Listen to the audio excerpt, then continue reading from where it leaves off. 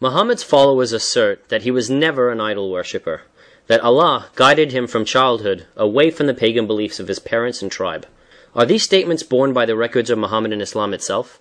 As usual with the followers of Muhammad, they invent and concoct mythical stories about him, thus shooting themselves in the mouth, because they contradict the very exegetical Muhammadan sources in the Arabic language that prove otherwise. It is an absolute fact that Muhammad was born of pagan parents. His father Abdullah and his mother Amina were both pagans, and they used to worship many idols. His entire childhood, till the age of 25 years at least, was spent in paganism.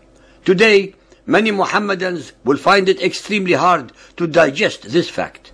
However, Muhammad's pagan origin is disclosed by Hisham ibn al-Kalbi.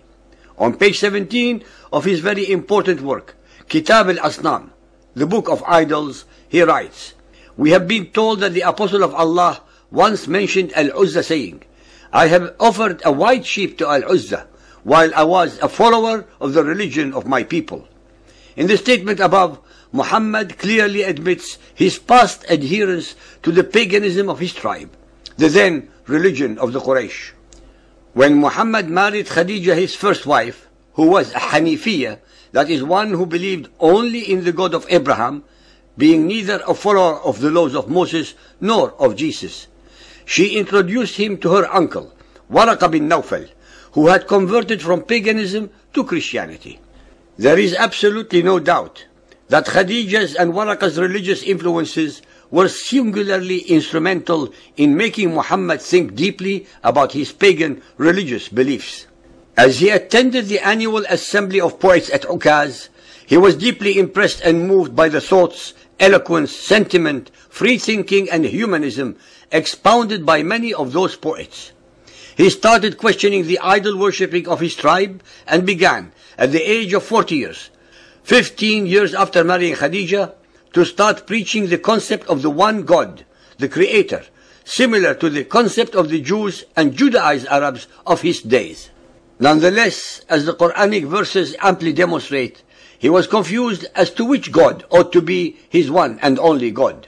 Allah at that time was the supreme rock god of the pagan Quraysh. From Muhammad's perspective, their only fault was that besides Allah, the Quraysh used to worship as intercessors with Allah other smaller gods and goddesses like Hubal, Al-Lat, Al-Uzza, Al-Manat, etc. So, at the start of his new concept of an almighty creator, Allah was out of the question. Besides, at that time, even the magicians, the soothsayers, the sorcerers, and Satan worshippers used to vow by Allah. Thus, Muhammad at the very beginning found it utterly unacceptable to make Allah his only God, Ilah. During those pagan days, the people of Yemen used to worship another deity whose name was Ar-Rahman, who was coincidentally also the Jewish word Rahmana, which was a name for God in the Talmudic period. They were still influenced by the legacy of the Judaized Himyarite kingdom of the Yemen. Muhammad for a while adopted the name Ar-Rahman for God in place of Allah. Muhammad believed that by using the name Ar-Rahman, he ought to be able to get the support of the Judaized Arabs to his new belief system. Please note that nowhere in the Quran does Allah say that he has 99 additional names, including Ar-Rahman. In fact, these alleged names are actually attributes, sifat, and not names, that were heaped later on Allah by the followers of Muhammad. So, when he declared himself to be the messenger of Ar-Rahman, the Meccans too were at a loss and confused. The Meccans did not know of any Ar-Rahman other than Ar-Rahman of Al-Yemen. When we read with an unbiased mind the first 50 surahs in chronological order of the Quran, we note Muhammad's confusion regarding Lord, Rabb, Allah, and Ar-Rahman. He was quite unsure of whom he should consider as his only God, Ilah. Here is a summary of the first 50 surahs regarding Muhammad's idea of his only God. Lord, Rabb in 11 surahs. Ar-Rahman and Lord, Rabb in 2 surahs. Ar-Rahman, Allah, Lord, 1 surah. Allah, Lord, Rabb, 18 surahs. This demonstrates Muhammad's initial vacillation, confusion, and ignorance of the affairs of his only God, Ilah.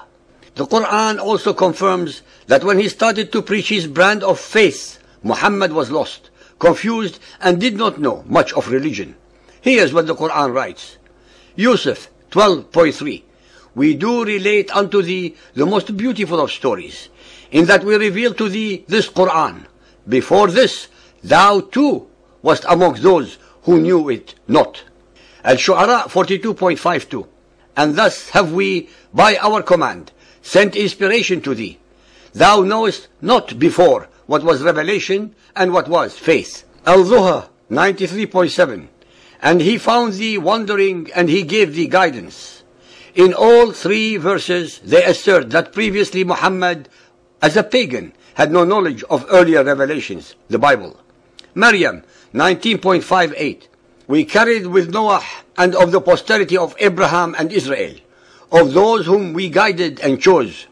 Whenever the signs of Ar-Rahman were rehearsed to them, they would fall down in prostrate adoration and in tears. Gardens of eternity, those which Ar-Rahman promised to his servants.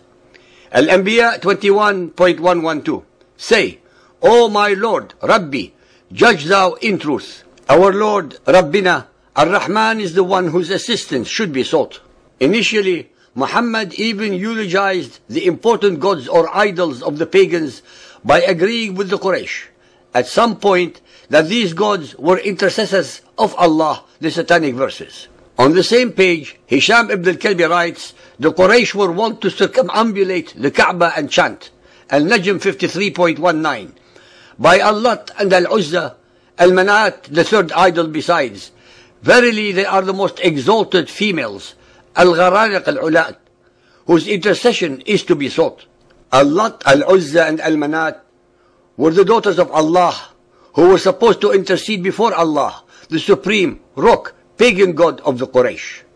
Muhammad, in a moment of desperation and weakness, to try and bring his Quraysh tribe to his way of thinking, compromised his monotheism by allowing himself to state that he received the above revelation from Allah.